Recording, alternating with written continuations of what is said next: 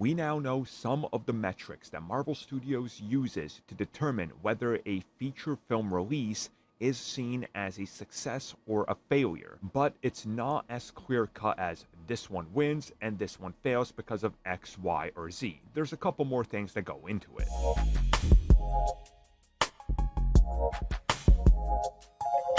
So for one, Variety has done a good job recently by talking about Marvel Studios in various ways in terms of productions and the ups and downs.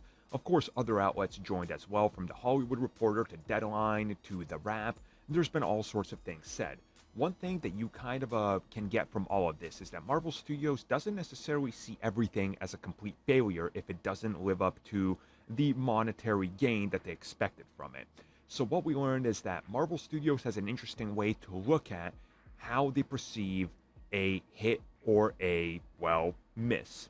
So for example, we saw that when it comes to films like Shang-Chi and The Eternals, both made about the same in their box office. But Marvel Studios views Shang-Chi as a huge success, but they view Eternals as a failure, something that needs to be, well, taken back to the drawing board and sort of soft rebooted. So what exactly contributed to both of these, since they're literally just about the same amount of money made? Shang-Chi made a little bit more because its budget was cheaper, but in the end, they're both about the same level. Well, it turns out the important thing here is fan reception, one, but two, the critics.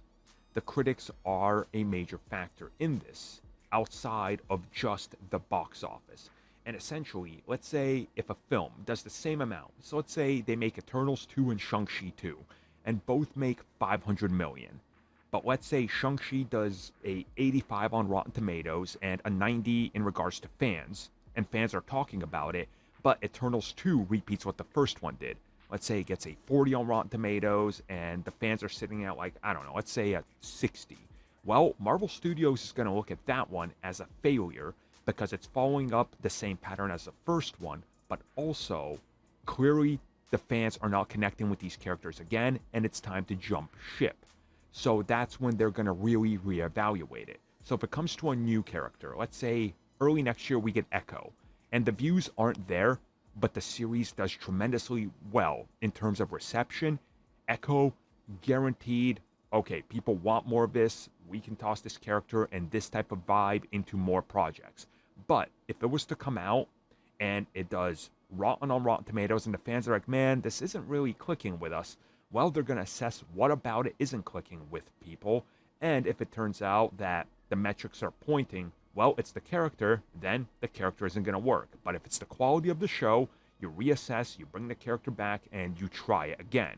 So we definitely now kind of have a better understanding. It's not about the money in the bigger picture, it's about the reception as well, which also goes all the way back to Phase 1.